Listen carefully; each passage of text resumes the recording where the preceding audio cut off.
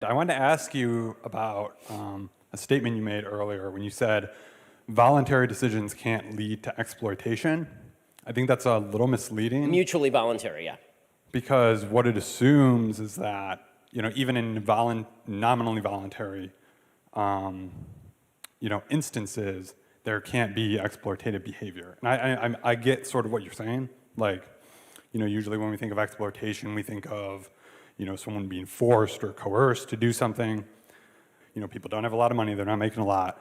And so someone's like, totally at the bottom, and they, make a contract with one of these employers. They're making a decision. They're taking a bad, they're taking the least bad option. Right. And that employer might say, hey, you'll work for me, you'll work 80 hours a week, right, and I'll pay you $2 an hour. I mean, it's the least bad option, and it's a voluntary decision, but I think it still is exploitative. Okay, but so here's the problem. In seeking to end that exploitation, what you are very often doing is providing them a choice now of no choice. Meaning, for example, let's take up minimum wage law, which is essentially, Lochner is talking about things like minimum wage laws.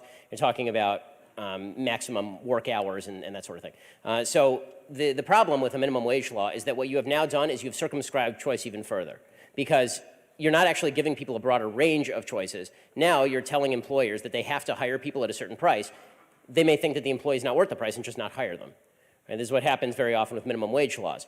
The solution to all of this is something that I believe in, which is private unionization. So I think the private union is that you get together with all your friends, you say, listen, none of us are going to work for anything below this wage. We're not allowed to kneecap anybody because that's use of force. But if all of us agree, we're not going to go in, we're not going to work in this place that's going to kill us in 2 years.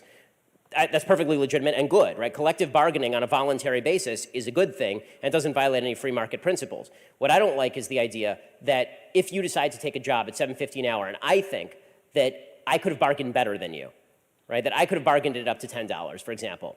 Or I think that if you had held out a little longer, you might have gotten $10. Or I think that maybe you couldn't have, but the guy can afford $10. You are now imposing your own view of a situation on the actors who are engaging in the act itself. We don't do this in any other area of life. It seems bizarre to me that we would do it in the area of economics.